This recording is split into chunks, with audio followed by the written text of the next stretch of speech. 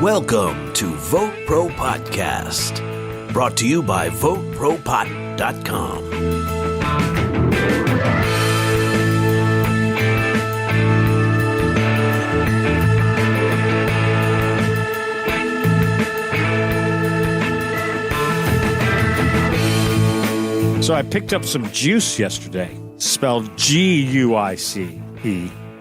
Juice, okay. It's a hybrid strain of cannabis. Cool. Got my juice. You got juiced. You got juiced. Now, what's the deal with your vape pen again? It wasn't mixing? Yeah, when I got it, the oil or fluid, or the what do you call it? The Juice? Yeah, it had separated. You can see with the layer of cannabis oil and then the rest of the glycerin. It separated. So I turned it upside down and thought it would mix up, and it just doesn't. No, it does it all the time. You can tell it sort of dried up. Yeah. But I tell you what, when you get down to that little dark ring at the end, ooh, hello.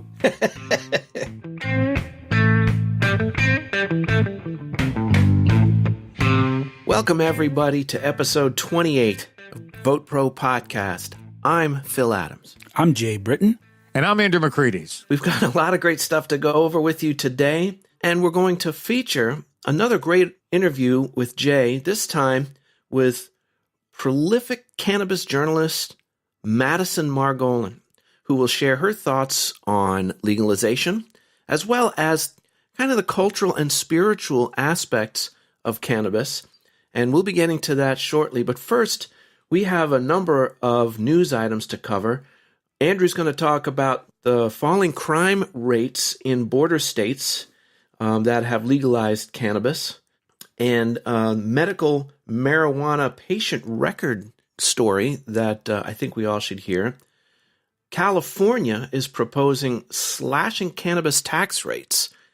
Sounds like they're finally seeing the light. But first, I have a report here from Leafly, one of our favorite sources. The World Health Organization is calling for cannabis rescheduling. International drug treaties have long stood in the way of cannabis reform on the national level.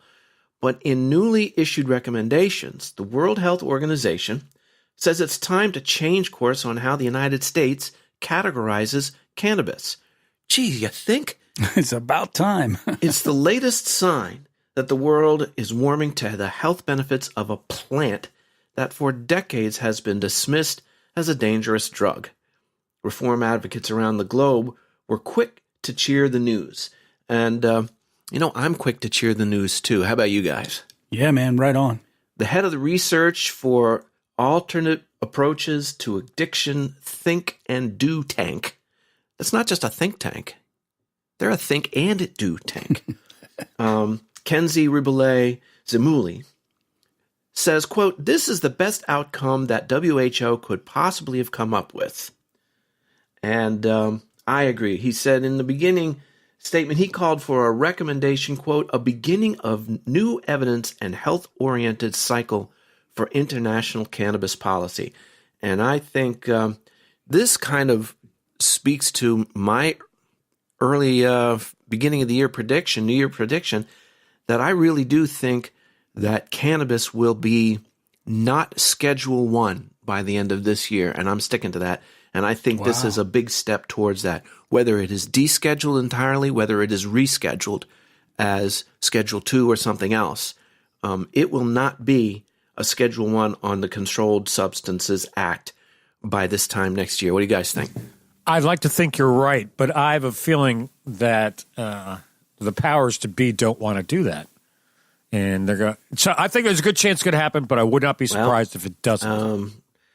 Yeah, I think there are still plenty of powers that be, and but this is a think and do tank. So they're going to think and they're going to do. So we'll see. I mean, do you think they have any influence really on the politics in the United States? No. No, I don't think so either. Any influence? Yes, I think they have any influence. Do they have determinative influence? Probably not. Right.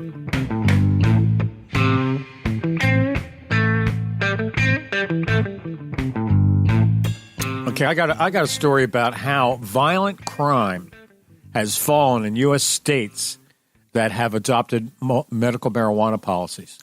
Now, what as it turns out, what's happening, especially in like California, Arizona, New Mexico, Texas, medical marijuana has become legal. So a lot of people, and in some states, they're actually, like in California, for example, they're allowed to grow their own medicine. So, and what that has caused is a decrease in sales for the drug cartels in Mexico for cannabis sales. So, the Mexican brickweed, we all know that has dropped. They used to import, thousands and thousands of tons into the United States. And now that doesn't happen anymore because everyone's growing their own. Why should they buy it? Now, when drug sales, illegal drug sales go down, so does the crime associated with it.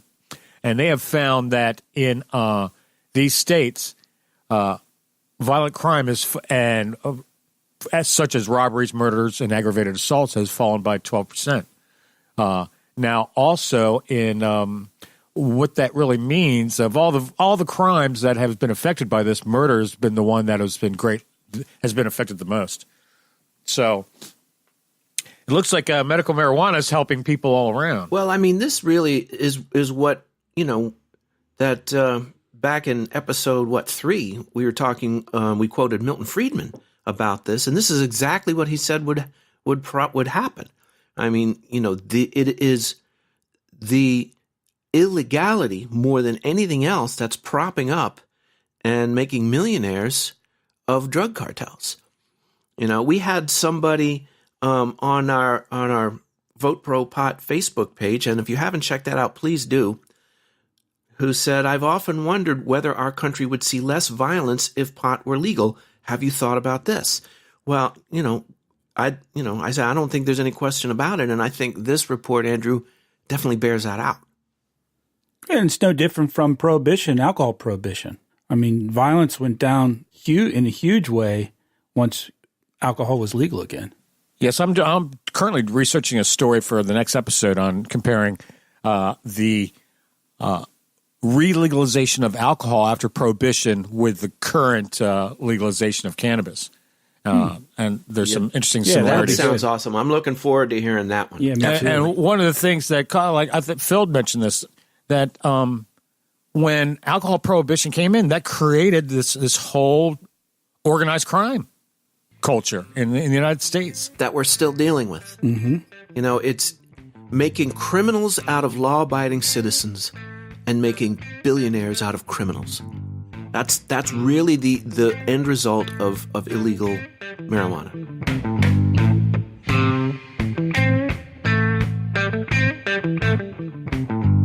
California proposes slashing pot taxes to help regulated industry compete with the black market. We've talked about this for weeks now. A bill was introduced Monday in the California legislature that would give legal cannabis businesses a temporary tax break to help them better compete with the underground market. The proposed legislation follows California's tax revenue for the industry coming in $101 million below projections in the first 6 months of 2018. State officials have blamed the shortfall on exorbitant taxes placed on the legal pot industry, as well as challenges due to the limited access to banking. So again, we've talked about how, legalizing marijuana is going to push out the black market and the gray market, right, guys? But California, right. As California so often does, their taxes can be as high as 40 to 45% on weed. So when you add the state, the sales tax, excise tax, and one of the big ones is what they call a cultivation tax, where the growers have to pay $148 on every pound they sell. Now, when you think of that's insane. It's crazy. Insane. When you think about on a pound, right? And you think about a pound, 16 ounces. Well, that's a lot of money, but it really isn't for the growers because there's a lot of markup between the cultivation and the retail. So they're not getting that $400 an ounce, times 16. That's not anywhere near what they're getting. And in fact, in a lot of cases, they're getting $35 to $50 an ounce at the wholesale level. I mean, they're over $100 million short in the first 6 months of what their projections were. And it's simply because if you go out and ask people who use pot, they're like, why should I go to the dispensary and spend, $500 an ounce when I can go buy the same shit on the street for $250? You know, Right. And I think California is getting yet another hard lesson in tax policy where they need to learn the difference between tax rates and tax revenues and the correlation between the two. Just because you raise tax rates does not mean you're going to raise tax revenues. In fact, it often means you're going to reduce tax revenues, especially at these confiscatory levels. It's just too much. And the ancillary, the byproducts of these is the black market. They haven't done anything about, controlling that because it's cheaper to buy weed on the black market. And people have choices. Tax rates approaching 50%, yeah. And now the black market I'm sure it's not organized, but the black market's response is that some of these people who are selling cannabis in the black market have sort of answered the call. And what they're doing is before you would call up on the black market, try to get some weed, and the guy, tomorrow, the day after, whenever, I'll meet you behind a dumpster, behind a KFC somewhere, But now they're like, I'll be right over, and they like, you get free rolling papers today if you buy. That's right. That's right. Yeah, and they're coming to your house and they're delivering, and they're offering better service than the dispensaries. Yeah, but they can't offer the selection. Right. Well, it's still the bottom line is the price. And let's face it. And Jay and I were talking about this earlier this morning. There's still people out there that I've talked to, and especially in the D.C. area. They go, hey, I work for the federal government, or I work for a company that's federal government contracts, and I don't want my name on any registry. Mm-hmm. Right. So I might need medical marijuana. I might use it, but I don't buy it No. from dispensaries because I don't want to be on that list. Right. Why would they?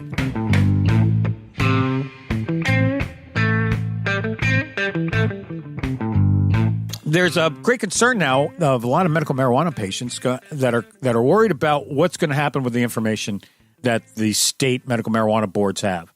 Now, apparently, a lot of boards say, no, we're keeping it private. We're not sharing it with anybody. But there's other government agencies. Now, I understand that in Hawaii and in Alabama, the state medical marijuana boards are sharing the information with the Justice Department. Wow. And they're cross-referencing if you have a medical marijuana card and you have a permit and you have a gun permit, not necessarily to carry, just to own a gun, they're sending you a letter that you have a choice. This is your chance. We're telling you either turn your card back in or turn your guns in. Jeez. Who's sending that? Is it the feds? The Justice Department? In Hawaii and Alabama? Wow. I heard that. Now, I've read that. I have not confirmed that, but well, it wouldn't surprise me though. Yeah. Well, if anyone out there has information on this, send us a comment. We'd love to find some hard information on this because that doesn't seem like very American kind of a choice, right? Well, and also you don't want employers to all of a sudden be able to, when they do background checks on you, to see if you have a medical marijuana card because it's no one's business. They don't check. My doctor doesn't.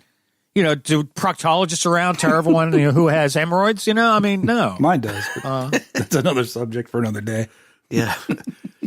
Well, if you have that, like I said, if you have a comment or some information on that, as always, we'd love to hear from you. Check us out at VoteProPot.com. Send us an email at VoteProPot@gmail.com or call our message line to get on the show at 240-257-2441. And please like and follow us on Facebook, Twitter, and LinkedIn. Just do a search for Vote Pro Pot.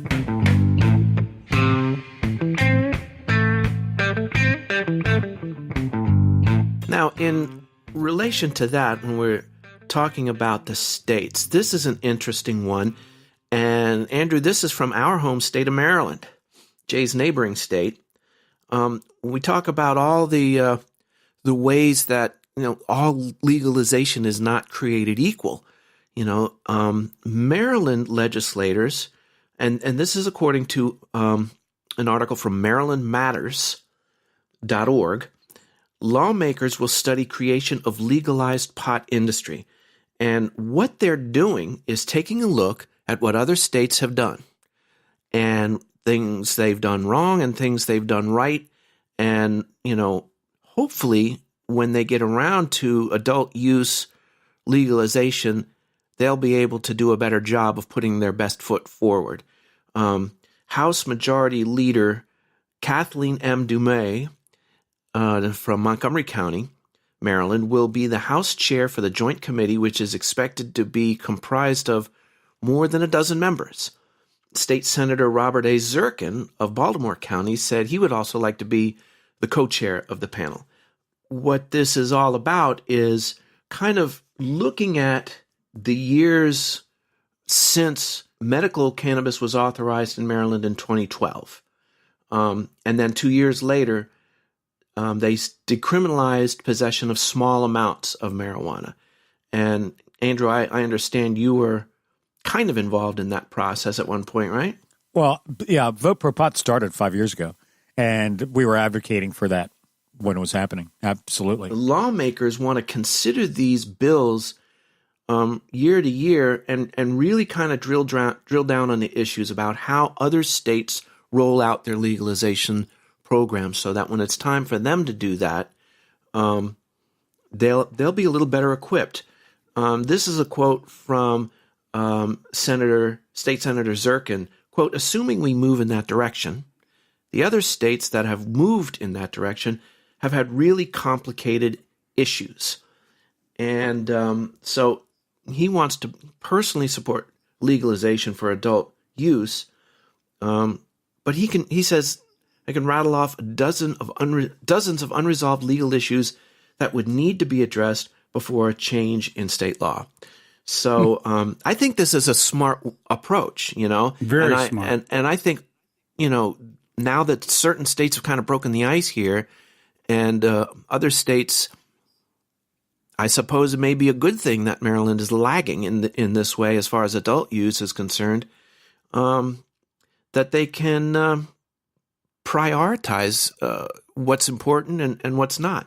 Well, it's what businesses do. It's called best practices, and you study That's right. people who have gone before you and figure out what works best, and you implement that in your own policies. It makes a lot of sense. It's quite smart, actually. Well, I see a lot of states when they're rolling out their medical or adult use programs are starting to learn from other states' mistakes, and I think by the time Idaho, legalizes adult use, they'll probably have a system pretty down. But that's going to be in 50 years from now. 23rd century.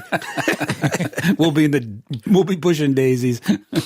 Well, another interesting thing about Maryland is not only are they progressive as far as if we're going to do this, let's do it right. Let's study it. Let's figure out what works and what doesn't work, and actually just get it an effective system implemented, which is great.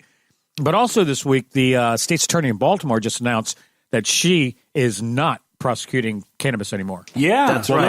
Yeah. And will not. And there's a quote here from her. She says, quote, "We need to get serious." And her name is Attorney Marilyn J. Mosby, Baltimore State's attorney. And you're absolutely right. She says, "We need to get serious about prioritizing what actually makes us safe. And no one who is serious about public safety can honestly say that spending resources to jail people for marijuana use is a smart way to use our limited time and money," end quote. Come on, that's such common sense. Good for her. Yeah. Now, they did that in New York City, and what turns out what happens is now, I know in New York, when you walk down the street, every bar has a little smoking area outside, and everyone's out there smoking cigarettes because they, you can't smoke inside. Mm-hmm. And apparently now you walk by those smoking areas and just pot smoke is just bellowing out. Yep. All the cops are just saying good evening and walking by. Yeah, that's kind of that'd be nice to see. Be nice to see here. Well, in now Maryland. the police can concentrate. Now the millions of police hours that are spent every year, processing people for cannabis possession, is a waste. How much money is spent? How much time? How many law enforcement man hours are spent filling out freaking paperwork for some guy with possession, and then the DA drops the charges, or plea bargains it out. Well, I think this is a positive move, and I think it speaks to probably, and I'll see what you think about this, Andrew and Jay, what the inevitability of legalization of adult use here in Maryland. And it's just common sense. Well, it's coming down to It's going to happen. Let's do it right. And that's where we come in, because there's so many states now that people are advocating shitty laws, shitty regulations, And I mean, in Florida, they're just now getting around to go, okay, medical marijuana patients, you can use flour, Yeah. Whereas in Arizona, they're going, you can only use flour. You can't use that other stuff, Right. So they're going to work it out, and they're going to figure out what works. And some states like Maryland, they're going to go, well, let's be realistic about this and do it right, as opposed to there is still pushback. So this is not smooth sailing. Senate President for the state of Maryland, Thomas V. Mike Miller Jr., said, flat out, Mrs. Mosby is wrong. There are drug dealers in Baltimore City that need to be prosecuted. These laws need to be uniform across the state. We don't need any drug dealers forgiven in Baltimore City. And clearly she doesn't there's say pushback. anything about dealers. Yeah, she's not talking about drug dealers, is she? She's talking about possession. Well, and I think drug dealers is one of those kind of dog whistle type phrases that, drug dealers, that people use to make it all sound really bad. Yep. Yeah. And, it's language, language matters. So, but the point is that there is still plenty of resistance to this, and that has to be overcome. So there is, this is not a time to be complacent or thinking that, action and involvement isn't necessary. It absolutely is.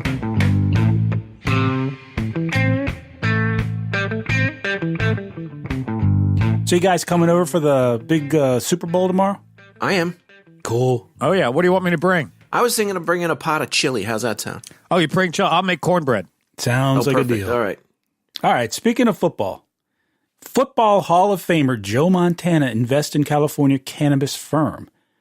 Hall of Fame quarterback Joe Montana, looking to hit pay dirt in the legal marijuana industry, is part of a $75 million investment in a cannabis operator.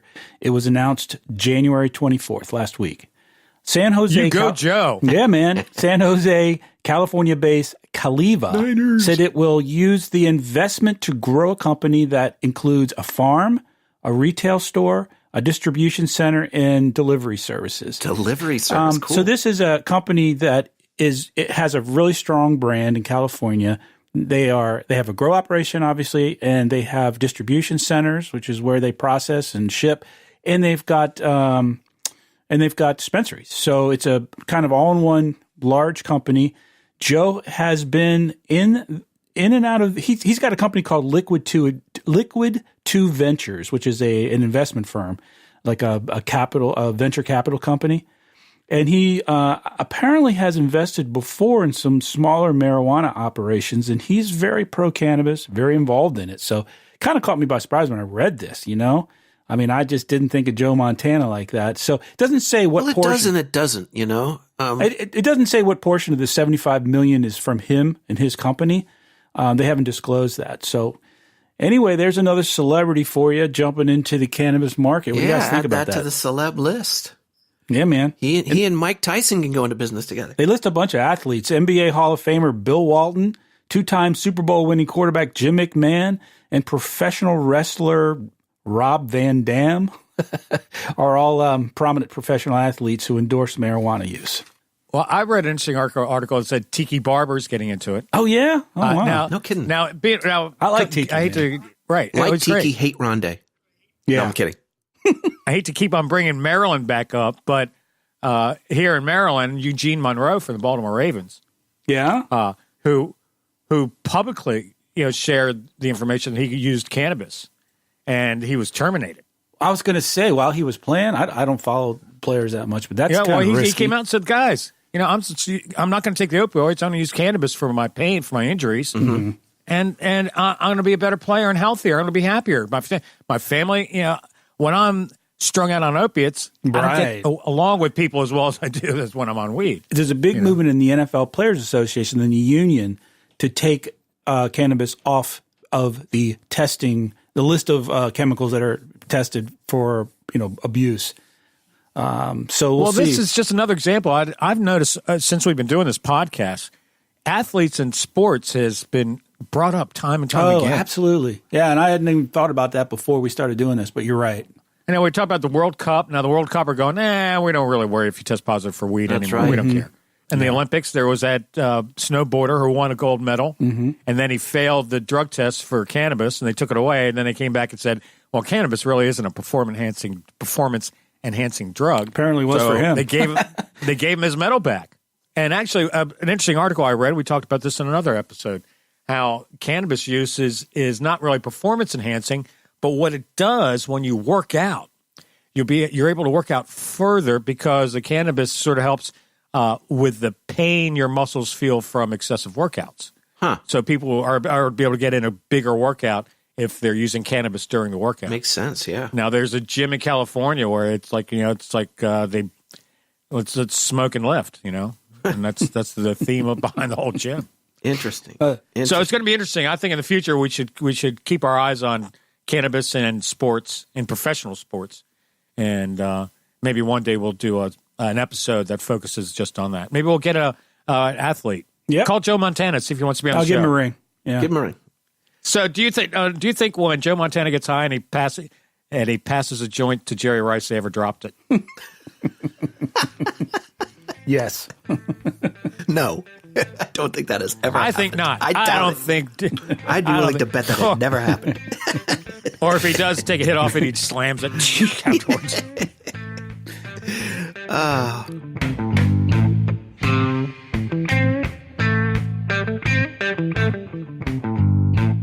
Now we're going to hear from Jay and his interview with Madison Margolin. They are going to explore not only cannabis legalization, but some of the other spiritual, cultural, even religious aspects of cannabis use.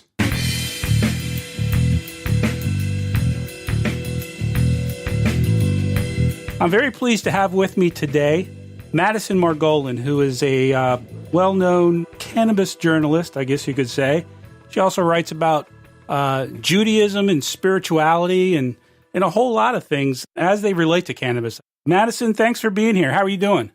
I'm good. How are you? Great. Thanks for having me call on. I read a lot of stuff, of course. We do news and so forth. Your name kept coming up. I've seen you in everything from Rolling Stone and Playboy and High Times and Mary Jane, just about everywhere that writes about cannabis. So tell me a little bit about first of all, how you got into journalism and how did you get into writing about cannabis? Yeah, so I really kind of got into journalism by accident. I always thought I was going to go to law school, and I decided after kind of taking the LSAT or signing up for the LSAT, which is the law school admissions test, multiple times and then not even showing up to the test. I was so anxious I couldn't bring myself to do it that I just started applying to other graduate school programs.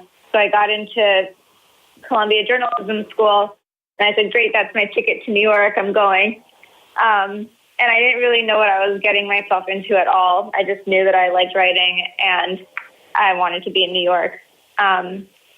So as far as the cannabis beat, I also didn't really have any intention of getting into cannabis.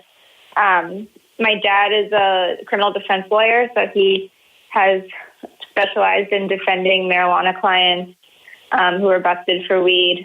So I kind of grew up in the cannabis space, mainly, learning about it from a criminal justice point of view and watching California, first legalize medical marijuana and then, attempt to legalize adult use in 2010 with Prop 19 and then eventually in 2016 with Prop 64. So when I was in journalism, story to my magazine professor, New York's medical marijuana program, because it was something new and different.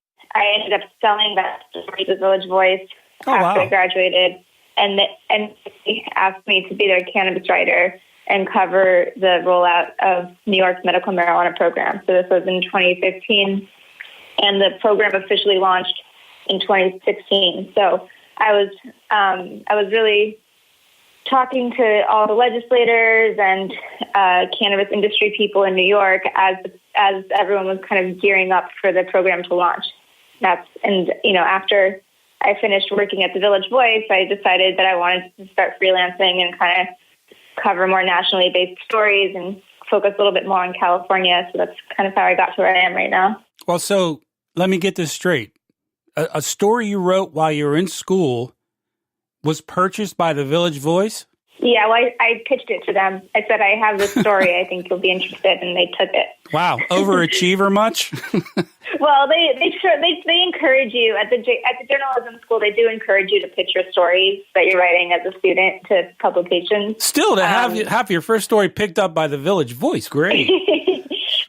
Well, yeah. Your dad was a criminal defense attorney, and he was representing a lot of, I guess, people who've been busted for simple possession or... Yeah, he still is. I mean, to a lesser extent, because the laws have changed, but he's been in practice since 1967, basically defending everyone from, low-level dealers and kids caught with a couple ounces, little baggies or up to a couple ounces or whatever, and also growers and, dispensaries and stuff like that. So your dad, I guess your dad inspired you then to kind of take that path.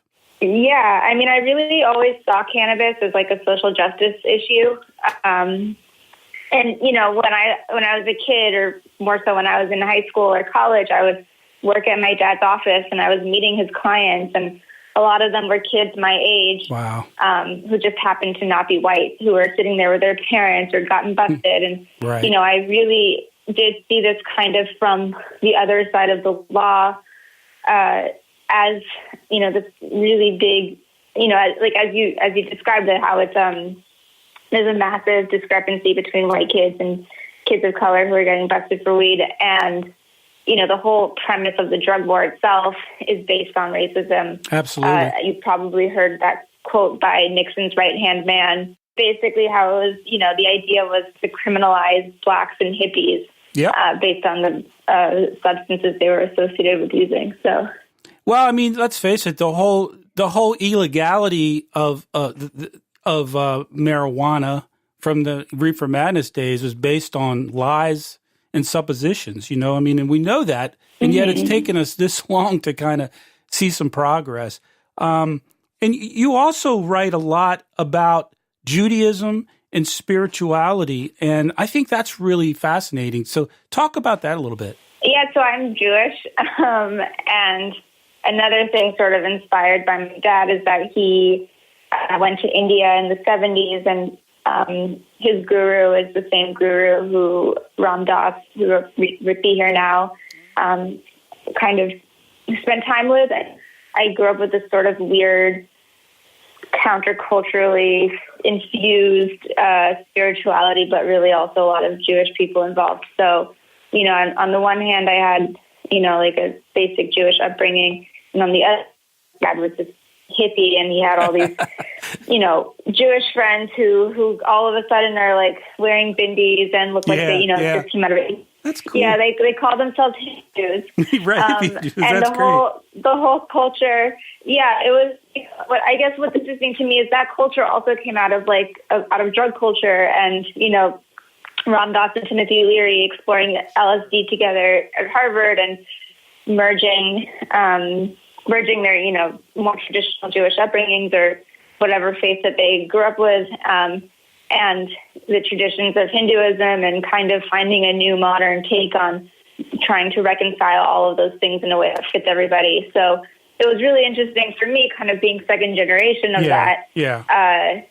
Is going to, regular Hebrew school and learning about it, and then also coming home and having some of those things not quite undermined, but expanded on in more alternative ways, and looking also at the, how cannabis and other drugs can fit into different spiritual practices. So, especially in Hinduism, for example, a lot of Shiva devotees use cannabis as a sacrament. But I was fascinated by some of your articles on the relationship between Jews and cannabis. I'd never heard that before. I mean, I thought that was interesting. Well, there's kind of a funny joke, I guess, among Jewish people who are in the cannabis industry, is there just seem to be a lot of us. And, you can joke about it and say, oh, well, Jews are anxious, so they smoke weed, or, Jews don't have the biggest drinking culture, but there's a lot of cannabis use in the Jewish community. But it also, at least for me, goes a little bit deeper than that. I did a story about kosher edibles a couple of years ago, and a lot of these kosher edible companies are catering to religious Jews who can't light a joint on Shabbat because you'd be lighting fire and that'd be breaking Shabbos. That's interesting. Yeah. But I also realized that it helped. I don't have any issue myself with lighting a joint on Shabbos because I'm not that observant. But it does help me get into Shabbos mode, as I call it, and unwind from the week. And you can use. Cannabis also was mentioned various times in Jewish texts, the oil and the incense, with a lot of different purposes. And so it's not like there's any sort of dissonance really between cannabis and Judaism. They go hand in hand really since ancient times. And I think a lot of modern day Jews, haven't really had the opportunity to study that as much and realize that there's a connection there, both practically in terms of the textile and, purposeful uses of hemp, and then also spiritually with the anointing oil and with incense and stuff like that. That topic has made its way into the American courts, United States courts a few times, different religions claiming that, it was a sacrament for them. And it's been, it's lost in every court battle. It's been rejected. So, and now you've got, some people, in my opinion, kind of making a mockery of it. Like in California, there were several people starting churches trying to go to the courts and say, hey, look, it's part of our sacrament. Well, what's your religion? Well, we just started it last week in my basement, sort of a pseudo-spiritual way of looking at it. I do agree with you on that. I think there's two angles to it, right? Like if you're trying to get the religious, if you're trying to legalize cannabis through some sort of religious exemption, it makes sense to go that route, even if you are kind of composing a dubious religion. But I do appreciate what you're. I'm from Los Angeles, and there's no shortage of people who are full of shit in their spiritual path. I'll say it. As an ex-Los Angeles, as an ex-resident myself, I can vouch for that wholeheartedly. If we talk about Israel for a minute, while we're on the subject of Judaism, do you have any sense for what the cultural acceptance is in Israel as compared to the United States? It seems honestly a lot. It's very culturally accepted, especially more lately than it was in the past. Before, people used to really only smoke hashish, and cannabis flower wasn't as popular, or as available. Now you're seeing more and more pre-rolls. People are diverting from the medical market, but also Israel is a world leader in medical marijuana research. Right. And so, that's part of the tech culture. That's part of their medical industry. And, more people are coming on board and accepting it as, it's just cannabis. It's not, for them, it's not federally illegal. And so even though there is a stigma because, the whole world basically stigmatizes cannabis as a drug, but at least in the government's eyes, it does have medical purpose, and the government supports scientists and universities and growers and so forth who are trying to advance that. But, on the ground, medical marijuana program in Israel is not that large. I think only about 30,000 people are able to access medical marijuana through the program. But about almost 30% of the Israeli population has smoked weed within the past year. So it's pretty widespread, and it makes sense because cannabis is a treatment for the symptoms of PTSD. And when you're talking about a country full of veterans, with everyone having to do mandatory military service. That's a great point. Right. There's a lot of self-medicating going on. Absolutely. I'm really on both sides of the border. I mean, also in Palestine, to a lesser extent, just because it's a slightly more conservative culture, there are people smoking hashish, and it's a conversation. That's interesting. Because there's still. I grew up in the 70s. Basically, I was born in 1959, so my coming of age years were the 70s, and so in my whole life, there's been this stigma, and even now with 90+% of the United States population being pro-medical and over 60 being pro, there's still a stigma there. There's still that stoner kind of, and I don't know if that'll go away in my lifetimes. I think that's ironic because, your generation is really the people who were the counterculture back in the 60s and 70s. That's right. And it's funny that now people who are baby boomers basically, have this cultural distance between themselves and cannabis. And, my mom, who has been smoking pot since she's 16, likes to say that she's the original cannabis culture, not the new legal culture. I think that's right. I mean, and I'm part of that culture too. We're the same age, approximately. But I mean, even with all the changes we see going on, there's still, in my opinion, there's still a stigma there. Mm-hmm. Let me ask you about other things that you've written about. I found an article you wrote specifically on cannabis feminism. Doing what we do, talking to a lot of people in business, I'm kind of surprised at the percentage of women-owned businesses in this industry. I mean, I think it's fantastic, but go to conventions and go to even just LinkedIn. It seems like an inordinate number of women are leaders in this industry. Why do you think that is? Is it just because it's a new industry, or? I think it's a new industry, and there's really an opportunity here at the get-go to craft who's leading the industry.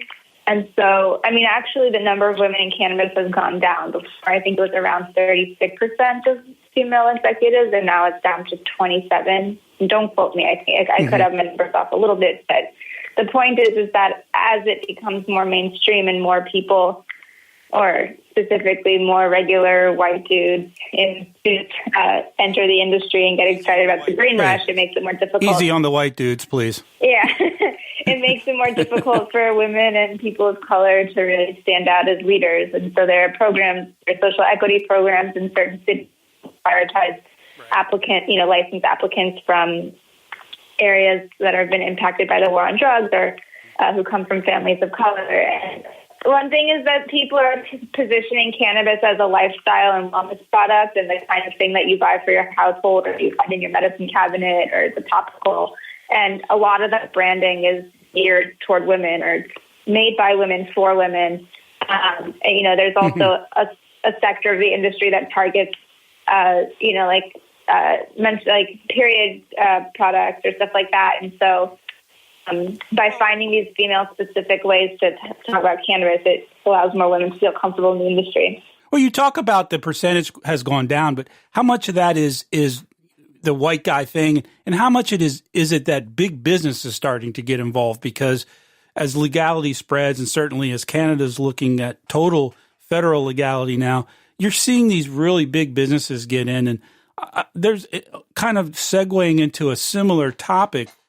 That's bothering a lot of the small business folks, women or otherwise. How much do you see that as an issue? Big business coming and taking over. I think that's a huge issue, and I think honestly, I wish I could say I had more hope that the industry is going in another direction. But the way the regulations are written is such that I don't see it. Legal regulated cannabis favors people who are already well capitalized, and the people who are already well capitalized and able to compete tend to be it's the traditional demographic of the same people who are leading every other industry in America. That's right. I was going to say it's a symbiotic relationship between the legislators, the politicians, and the big business. It's just there. It's just part of the American culture. And I'm not sure cannabis has always been looked at as it started to become legal, in California and Washington, Oregon, and moving across. And you think of it as a small business kind of thing, a little colony of,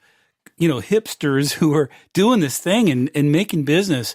And now I see that it's sad to me to see these conglomerates coming in and literally investing $1 billion in a company that's, Canada to start making fucking drinks, Pepsi or something with THC in it. I mean, it's sad to see it go that way, but I think that's what we're going to see, like it or not. I mean, the thing is, on one hand, it's a testament, it's a testament to how successful cannabis has been and entering the mainstream. But a question that I have is, why can't the mainstream come to cannabis? Why does cannabis have to be the thing that conforms to just regular American capitalism? Why can't we try to sort of retain the culture and the ethos of what the plant is about, and hope, try to start more of a cultural revolution? And I know that sounds really maybe optimistic and naive, but idealistic. When there's nothing wrong with being idealistic, Madison. That's a cool thing. That's about the thing. There's a quote that was like, your kids are smoking pot if they all of a sudden start caring about the environment and social issues. And great. Yeah, and I would like to think that that's what kind of can really characterize the ethos and the character, of the cannabis industry. But it seems like rather, that's not necessarily always at the forefront of what people care about. And it seems a little bit, it's ironic to me because that's not the vibe that you feel when you're actually high. Yeah, and then again, there are a lot of people who are entering the industry who don't want to get high and aren't into getting high. No, that's true. You see that how CBD is such a big deal because it won't get you high. Right. Well, I think you're right about the, cannabis, marijuana kind of is, it's a natural thing. So it's always kind of had that persona, you know what I mean? And that leads back to the spirituality and all that. But that I think is changing, is that, with the big businesses, like we said, but also it's not flower anymore. I mean, you're seeing more and more of this percentage of sales are edibles and, other extracts. And I think that's going to change the culture of cannabis a lot too. You're not even really conceptualizing your cannabis as, this bud or this flower that grows from the ground, but now it's, more akin chemical to like any other sort of vape. Yeah, exactly. Especially as the pharmaceutical companies come in and start extracting all the compounds and putting them back together in pill form. But anyway, that's a topic for another day. I don't want to keep you too long. Let me ask you this question. Where do you get your ideas? You're very prolific. You write a lot. I don't know. I'm running out of ideas. I was going to say, might have to change topics. I really try to pursue what I'm interested in. Some things are just natural news items, and I'm not really a news writer. I prefer to cover the news in the form of a feature that can have a little bit more bandwidth and doesn't, the story doesn't expire after a day. No. It's something that really gets into the meat of the issues. And so you can take a really simple news item like the Farm Bill passed, and do a meatier story on what is the meaning of that and what are the implications for cannabis, for CBD, for the hemp industry, do people, for marketing, branding, stuff like that. So I really just try to look at the way cannabis touches other industries and other aspects of society. And that's usually where I find my story ideas. And people come to me a lot and they pitch me. And it's sort of a symbiotic relationship between the ideas that come up endogenously in my own head and the ones that end up in my inbox from people. Well, I've really enjoyed your work, and you do write more of a, like you said, more of a cultural style than a news style, which means your articles are more evergreen. I can read an article you wrote 3 years ago, and it's pertinent to today. So congratulations on that. That's great. Thank you. Tell people how they can find you. If somebody wanted to send you an idea for an article or wanted to find your work, what's the best place to find you? Yeah, I am on all of the platforms. You can message me on Twitter, and my Twitter handle is Margolin Madison. That's MargolinMadison. Instagram, it's Madison Margolin, my first and last name. And then my website is madisonmargolin.com. Madison, I really do appreciate your time, and I enjoy your stuff. I read all of it, and stay in touch, and let's, maybe we'll catch up again in a couple months when you have a cool article out. Yeah, I'd love that. If you would do that, I would really appreciate it. Love to get your insights on stuff. Thank you for taking the time to be with us. Yeah, definitely. I'd love to keep up the conversation. Thank you for having me on.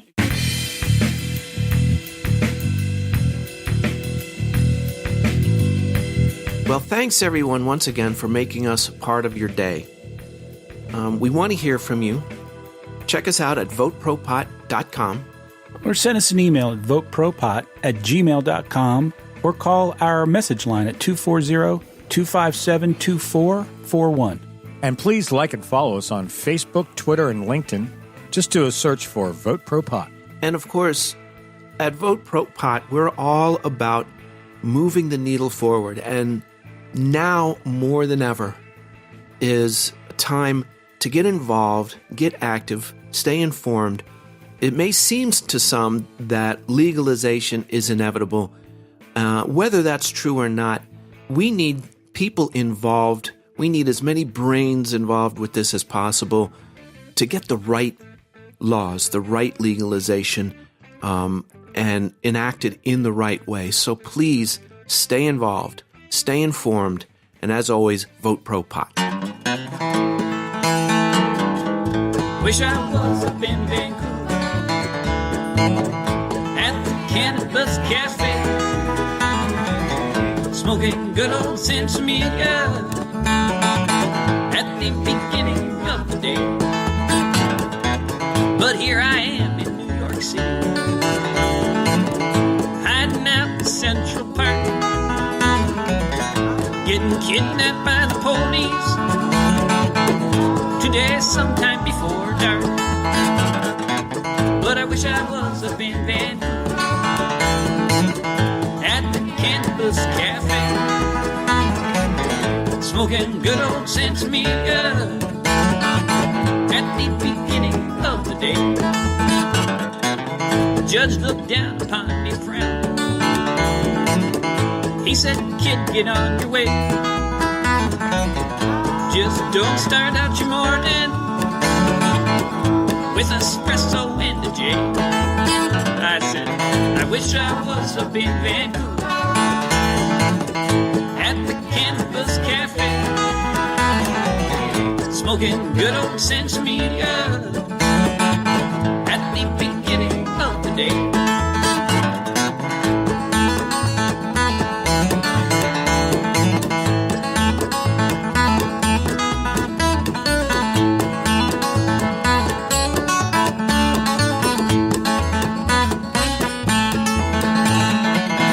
Hitched on out to Portland,